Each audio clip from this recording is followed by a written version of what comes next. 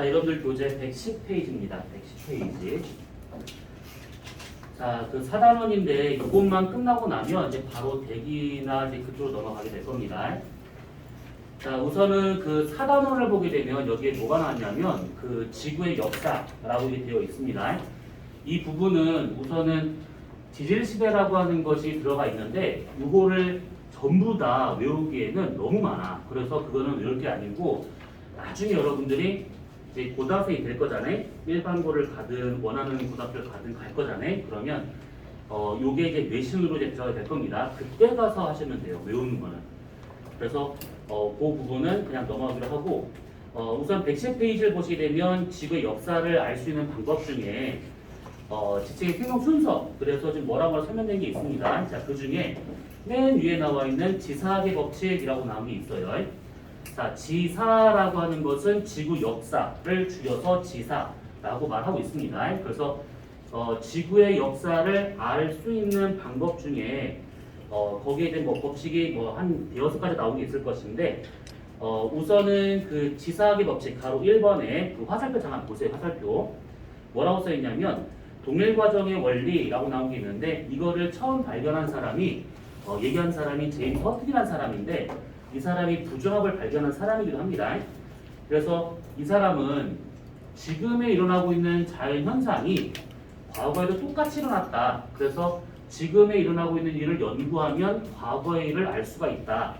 되게 당연한 얘기입니다. 지금이나 과거나 똑같은 자연현상으로 가고 있다. 그러니까 물체가 위에서 아래로 떨어진다. 그러면 과거 2억 년 전에도 위에서 아래로 떨어진다. 이겁니다. 단순히 보자면. 그래서 되게 오글거리는 말이 하나 쓰여 있는데 현재는 과거를 아는 열쇠다 라고 되어 있는 부분이 현재를 알면 과거를 알 수 있다. 이 얘기가 되어 있는 겁니다.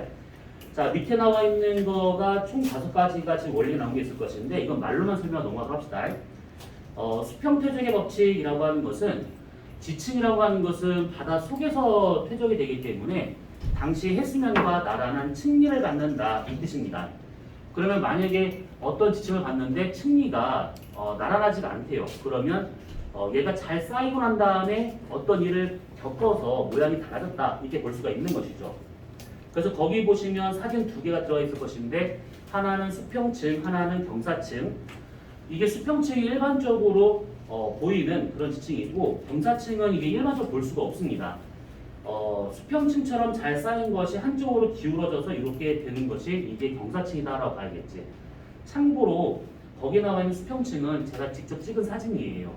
그래서 요거는 지금 그 흔히 볼 수 있는 지층이긴 하지만 일반 사람들은 그냥 지나가다 보는 건데 이렇게 그 자연 상태에서 공사 현장이 아니라 자연 상태에서 이렇게 수평층 보는 거는 조금 특이해서 찍었던 사진입니다. 그 다음에 밑에 나와 있는 지층 누중의 법칙이 있죠. 요거는 지층이 차곡차곡 쌓이기 때문에 밑에 있는 것이 먼저 쌓이고 그 위에 것이 나중에 쌓인다. 그러면 시간 흐름상 밑에 것이 오래된 것이고 위에 것이 최근 것이다. 이 얘기를 하고 있는 겁니다. 그래서 지층은 누중, 계속 차곡차곡 쌓인다. 이런 의미가 되고 있는 것이고 세 번째 나와 있는 동물군 천의 법칙은 밑에 있는 것이 오래된 거, 위에 것이 최근 거. 그래서 위로 올라가서 더 고등생물의 화석이 나오더라. 이 얘기입니다. 말로만 해도 충분한 것들이라 그냥 넘어갈 거예요. 그 다음에 오른쪽 페이지에 나와 있는 부정합의 법칙 있죠. 이 부정합의 법칙은 그 부정한 면을 기준으로 위아래 시간차가 크게 벌어지더라. 뭐 요걸 말하고 있는 것인데 이것도 우리가 했었기 때문에 넘어가기로 하고 그 다음에 관임의 법칙 요거를 그때 설명 안 하고 넘어갔던 부분이었는데 요것만 잠깐 보도록 합시다. 자, 관임의 법칙이라 하게 되면 우선 관입이 먼저 알아야 되는데 여기에서는 관입과 분출이라고 하는 이 두 가지를 얘기를 해볼 겁니다.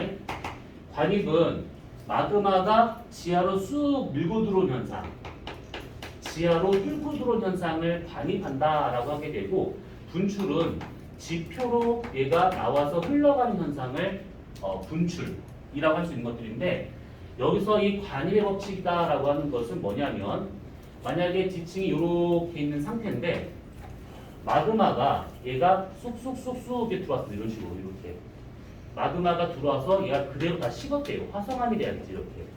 그러면 원래 있던 암석에 뜨거운 화성암이 들어왔기 때문에 마그마 들어왔기 때문에 이 화성암 주변이 전부 다 변성이 되어버립니다. 전부 다. 그래서 이렇게 변성되는 형태를 보면 얘가 과거에 관입을 했는지 분출했는지 이것을 판단할 수 있다는 이 얘기입니다. 그러니까 화성암 주변 전체가 변성되어 있으면 원래 지층에 뚫고 들어갔다 이게 되고 있는 것이고, 만약에 그렇지 않고 지표가 이렇게 있는 상태에서 마그마가 쑥쑥쑥쑥 해가지고 얘네들이 밖으로 나왔대요. 여기를 딱 덮었습니다. 이렇게. 그러면 이렇게 덮은 상태에서 얘가 뚫고 들어온 요 길목을 따라서 변성이 될 것이고, 덮었기 때문에 여기도 변성이 돼야지 이렇게. 그래서 화성암의 밑에서만 만약에 변성이 되어 있다, 그럼 얘는 과거에 분출했다 이런 의미가 되는 겁니다. 이거 위로 시간이 지나면 나중에 다른 지층들이 쌓이지 이렇게. 그래서 관입이냐 분출이냐라고 하는 것을 구분 지을 때는 화성암 주변 전체가 변성되어 있는가 아니면 화성암의 밑에만 변성되어 있는가 요것만 따져보시면 되는 것들이에요. 그럼 우리 저번에 그거 했었었나? 저기 변성암 전에 안 했었나? 빨리 했나 안 했나 빨리. 짱돌하면서 변성암에 대한 얘기를 전혀 안 했어? 그러면 여기서 이 변성에 대한 얘기를 잠깐 좀 보도록 합시다. 자, 우선은 변성암이 되기 위해서는 변성작용을 먼저 받아야 됩니다. 변성작용. 자, 그 화성암을 만들 수 있는 것은 화성작용, 퇴적암을 만들 수 있는 것은 속성작용, 변성암을 만들 수 있는 것은 변성작용. 자, 우선 변성, 성격이 변했다 이 뜻인데, 얘는 크게 두 가지 작용이 있습니다. 원래는 한 네 가지가 되는데 두 가지로 봐주시면 돼요. 하나는 접촉 변성작용, 하나는 광역 변성작용. 자, 접촉 변성작용은 말 그대로 뭔가 접촉, 뭔가 맞다 갔다는 얘기인데, 얘네들은 그 마그마라든지 아니면 용암이라든지 이런 뜨거운 애들과 접촉이 돼가지고 생길 수 있는 그런 변성작용입니다. 그래서 얘 같은 경우에는 열에 의한 변성작용이 크다라고 보시면 되고, 광역 변성작용은 서로 판과 판이 서로 충돌을 합니다. 그러면 그 판과 판 사이에 찡겨 있었던 퇴적물이나 암석이 아주 높은 압력을 받을 수밖에 없다는 얘기죠. 그래서 이것을 압력 변성작용이라고 말을 해요. 우선은 이 접촉 변성작용이 된다고 하면 어떤 특징이 생기냐면, 얘가 원래 있던 암석이 한 번은 녹았다 다시 굳어진 거기 때문에 원래 있던 암석의 입자보다 더 큰 그런 입자를 갖게 됩니다. 접촉 변성을 받으면. 그래서 얘와 같은 경우에 접촉 변성을 받는다 그러면 특징이 뭐가 나오냐면, 원래 있던 암석의 광물 결정보다 이 변성을 받으면 광물 결정이 더 커져 버려요. 그래서 조립질화 되버립니다. 더 큰 결정이 나타난다 이 얘기인데, 이런 작용을 뭐라고 그러냐면 따로 결정이 다시 만들어졌다라고 해서 재결정화 작용이라고 이렇게 이름을 붙이기도 합니다. 뭐 이름은 중요하지 않아요. 그냥 입자가 커진다, 이게 더 중요한 겁니다. 이것이. 그 다음에 압력을 받으면 원래 암석을 꽉 눌러버리기 때문에 눌리면서 줄무늬가 생길 수가 있습니다. 그래서 그런 줄무늬와 같은 것들을 보통 염리라고 말하는데, 염리, 층리하고 잘 구분하셔야 돼. 층리는 퇴적암, 염리는 변성암. 이 염리는 크게 두 가지로 볼 수 있는 것이, 하나는 편암에서 볼 수 있는 편리, 그 다음에 편마암에서 볼 수 있는 편마리. 이렇게 두 가지로 나눠볼 수가 있습니다. 그래서 변성암이 되었다 그러면 조립질화되느냐 아니면 줄무늬 나타나느냐 이걸 말하고 있는 것인데, 이런 것들이 이 변성 범위 내에서 이런 것들이 나타날 수 있다라는 얘기죠. 특히 마그마가 뚫고 들어가면서 생길 수 있는 광이 분출이기 때문에 여기에서는 전부 다 열변성에 의한 것이 나타날 수밖에 없을 겁니다. 이것이. 자, 아무튼 변성작용 이런 거예요. 근데 이 변성작용과 같은 경우에서는 당연히 변성암을 따져봐야겠지. 변성암. 요 1학년 때 아마 암석 하면서 들어본 적 있을 겁니다. 자, 먼저 퇴적암. 퇴적암에서는 가장 중요한 것이 쉐일입니다. 쉐일. 이 쉐일은 크게 두 가지 경로로 달라지게 되는데 하나는 뭐냐면 열에 의한 변성이냐 아니면 압력에 의한 변성이냐 이렇게 두 가지 나눠봐요.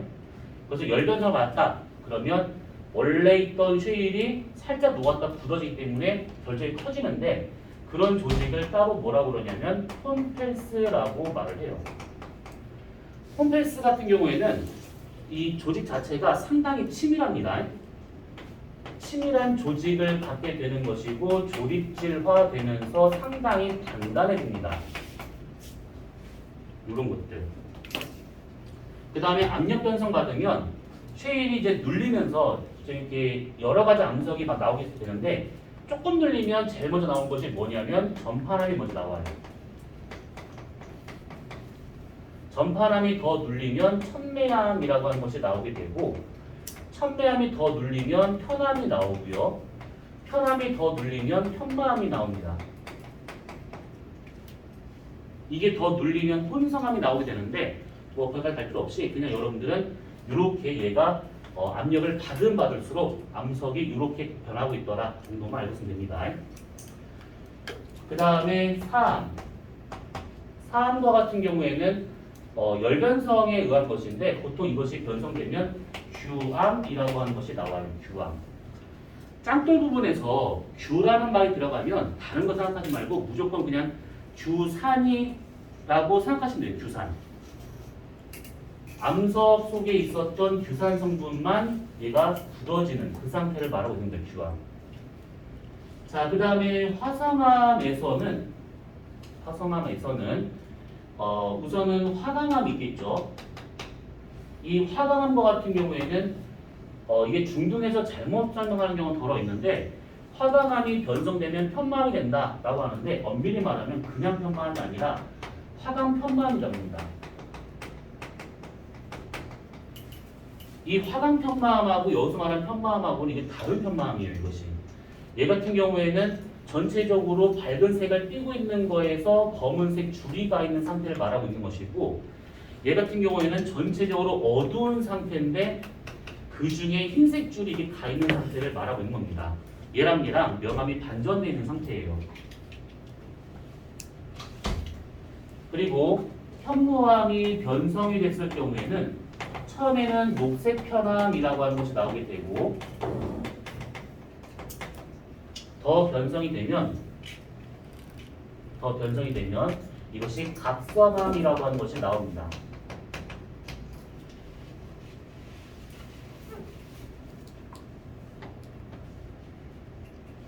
난리도 아니지. 지금 들어오지 10분, 15분 만에 지금 막 짱돌을 미친 듯이 쓰고 있는데 짱돌은 안타깝지만 그냥 외우시는 수밖에 없어요. 이게 왜 생겨요? 그냥 생긴다 보니까 생긴 거야. 그냥 이게 어디 있어요? 있을 만한 곳에 있겠지. 그러니까 요거는 여기 있는 이 짱돌을 다 알려고 하지 말고 중요한 것은 요 놈이에요. 이 변성작용을 잘 기억을 해주시면 되고 이게 중요한 겁니다. 나중에 외울 만한 때가 되면 그때부터 외우시면 되고 짱돌은 지금은 안 줘도 됩니다. 자, 그래서 이제 관육과 분출이라고 하는 얘기를 하면서 요걸 했는데 결국은 이렇게 얘가 좀 들어왔다, 덮었다. 그럼 어쨌든 말 이렇게 변성된 흔적이 나올 수밖에 없다라는 겁니다. 어떻게? 이런 것들. 자, 그러면 거기 111페이지에 나와 있는 관의 법칙은 요 정도만 보도록 합시다. 이거 이제 관련된 얘기는 문제를 좀 더 보면서 보도록 합시다. 자, 그 다음에 밑에 가로 2번 지층의 대비라고 되는 것이 있는데 여기서 대비라는 말은 대조비교라는 말의 줄임말입니다. 그래서 서로 이제 비교를 해가지고 누가 먼저인가 나중인가 이걸 따져보는 겁니다. 그래서 거기 보면 동그라미 1번, 2번 두 가지가 있을 것인데 1번은 암석의 상태, 지질 상태로 구분하느냐 아니면 화석, 그것도 시대를 알 수 있는 화석을 이용해서 구분하느냐 이 두 가지가 있습니다. 자, 근데 두 가지 중에서 중요한 것은 뭐냐면 1번인데 암상에 대한 대비가 더 중요한 것인데 거기 첫 번째 줄 보시면 뭐라고 써있냐면 암상의 대비 땡땡 비교적 가까운 지역 지역을 구분할 때, 대비할 때. 그러니까 가까운 지역이다라고 하면 어느 정도에 가까운 거냐면 이 건물과 그 다음에 그냥 고군분투 하시는구나. 심란했어. 괜찮아? 괜찮아?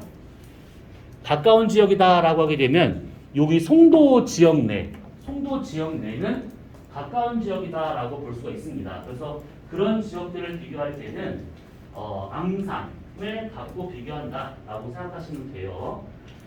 그리고 밑에 나와 있는 화석 있죠, 표준화석 본음은 전 지구적으로 있었을 때 비교 가능한 겁니다.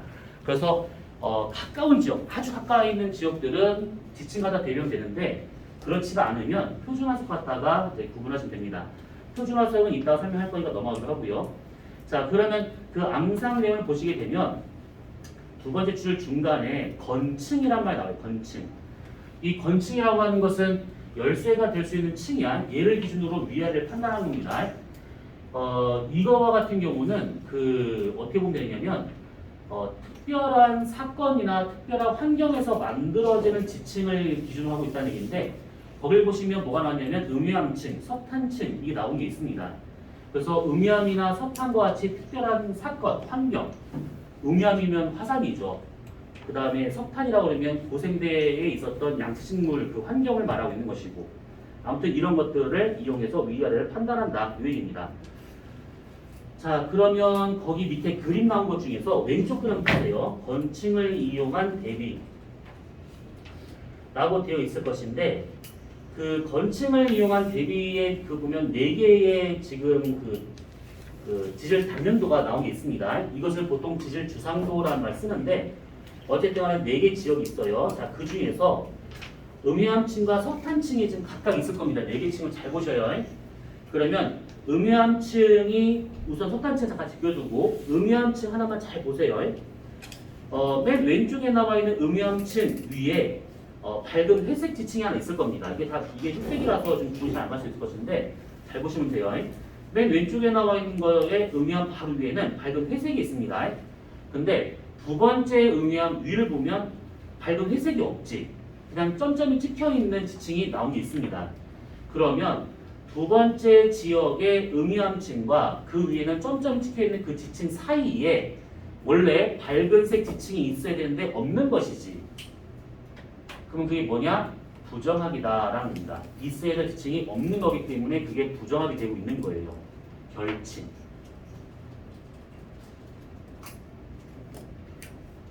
이런 식으로 찾는 겁니다.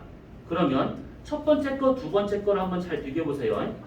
이번에는 첫 번째 거 음위암층 밑에가 이게 뭐라고 해야 돼? 이게 지금 어떤 모양이 나온 지층이 하나 있을 겁니다. 그런데 두 번째 지역 음위암층 밑을 보시면 이게 밝은 회색 점이 찍혀있는 그 지층, 그 다음에 무늬가 나와 있는 지층 이렇게 되어 있어요. 그러면 첫 번째 음위암층 밑에 있는 그거하고 두 번째 지역의 음위암층 밑에 있는 그거하고 뭔가 다르지, 있을 게 없는 것이죠. 그래요. 말로 하니까 그렇죠. 첫 번째 지역에 여기가 음위암이라고 가정합시다. 이게 두 번째 지역의 요 그림에서 음위암이 여기 있대요. 그럼 얘랑 같은 시기에 만들어진 거야. 요거랑 요거랑. 우선 여기 지역에서 음위암 위를 비교하시게 되면 거기에 밝은 회색의 지층이 하나 있을 것이고 그 위에 점이 찍혀있는 지층이 나와요. 이렇게. 그런데 지금 이쪽 두 번째 걸 봤더니만 그냥 바로 음위암층 위에 점이 찍혀있는 요 지층이 나옵니다. 그러면 얘는 원래 음위암층 위에 요게 있어야 되는 것인데 얘는 지금 그게 없어요. 요게 지금 원래 있어야 될 자리가 여기란 얘기죠. 여기. 그치? 그러면 여기에 있어야 될 회색 지층이 없는 거니까 요 놈이 부정합이다 또는 결층이다 이렇게 볼 수가 있는 겁니다. 여기가 있어야 될 것이 없는 거니까. 그 다음에 첫 번째 지역의 음위암층 밑을 보시게 되면 거기에 어떤 패턴이 있는 요런 식의 지층이 있었어요. 요것이. 그런데 두 번째 지역의 음위암층 밑을 보니까 뭐가 되어 있냐면 회색으로 되어 있는 지층하고 그 다음에 점이 찍혀 있는 지층 그 밑에 패턴이 있는 요 지층이 있습니다. 그러면 요거 밑에는 이거 있어야 되고 그 다음에 이건데 얘는 지금 그게 없어요. 여기 사이에 요 두 개의 지층이 있어야 되는데 없는 것이지.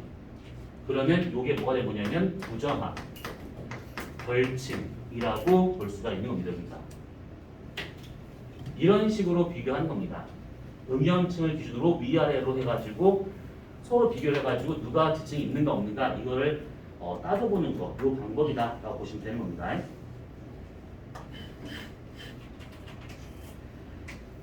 자, 밑에 나와 있는 화석에 대한 것은 뒤에서 우리가 지리시대 환경 생물을 할 때 그때 얘기할 거니까 우선은 요렇게 있다 정도만 받으시면 됩니다.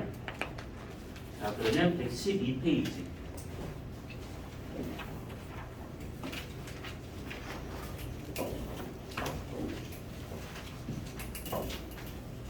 자, 거기 보시면 상대 연령, 절대 연령이란 말 나온 게 있습니다.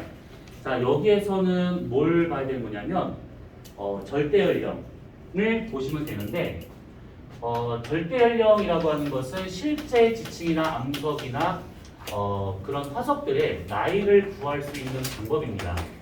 실제 나이를 구할 수 있는 방법이에요. 이 방법과 같은 경우는 우선은 어떤 거를 이용했느냐면 반감기라고 하는 것을 이용합니다. 반감기. 반으로 줄어드는 기간, 반감기.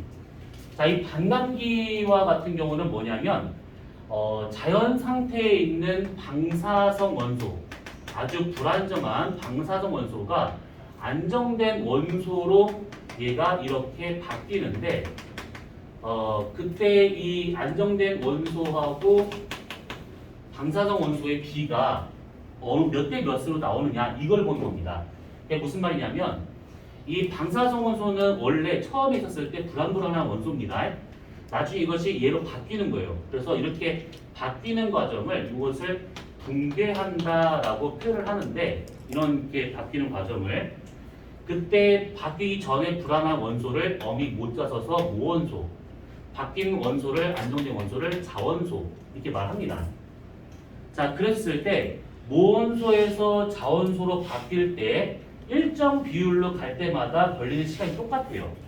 그게 무슨 말이냐면 모원소하고 그 다음에 자원소가 처음에 어떤 암석을 딱 봤는데 모원소가 처음에 100개가 들어있었대. 그때 자원소는 없었습니다. 얘가 얘로 이렇게 바뀌는 거예요, 이것이.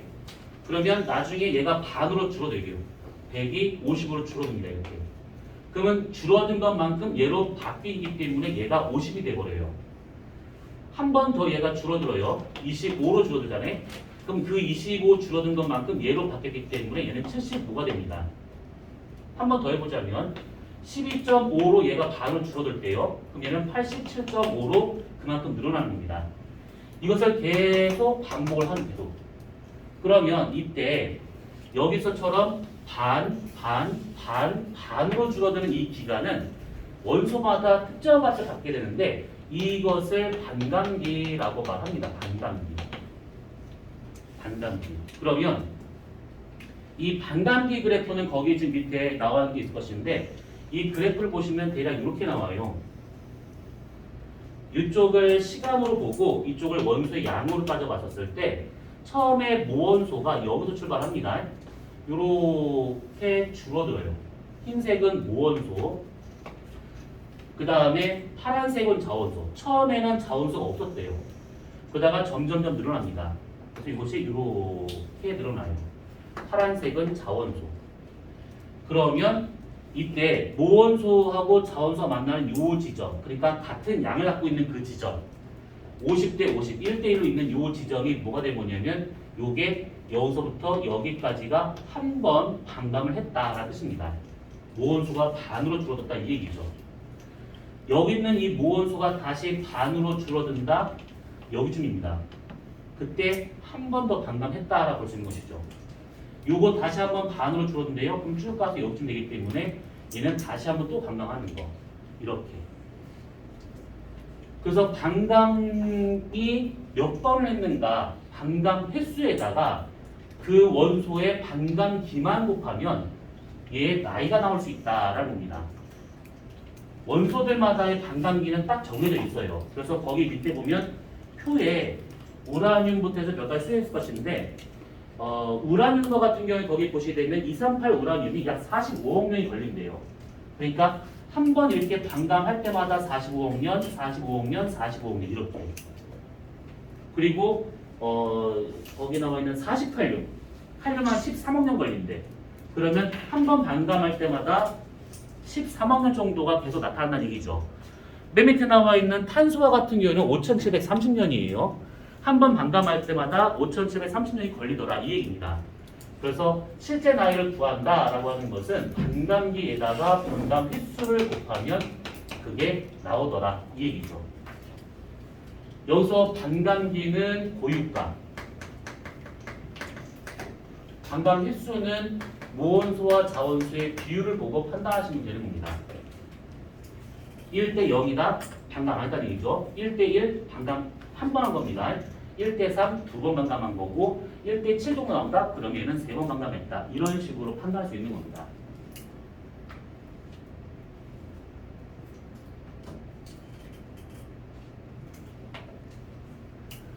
자, 우선은 이 절대연령에서는 이제 저런 식으로 간다라고 생각하는데 여기서 한 가지만 더 추가해서 보도록 합시다. 뭐냐면 거기 지금 그 표에 맨 밑에 나와 있는 14탄소 있죠. 이 14탄소와 같은 경우가 시간이 지나면 14질소로 바뀝니다. 요것이 보통은 이제 이렇게 받았을 때 요거의 반감기가 5730년 플러스 마이너스 20년 정도가 되고 있는데 숫자가 너무 작아. 그래서 지구과학에서는 이걸 갖다 뭐 할 수 있는 게 없습니다. 근데 어떤 걸 추정할 수 있냐면 자, 만약에 어떤 사람이 살고 있었대요. 생물체가 살고 있었습니다. 그 중에 대기 중에 있는 여러 원소들 중에 탄소를 보게 되면 12탄소도 있을 것이고 14탄소도 있습니다. 대기 중에.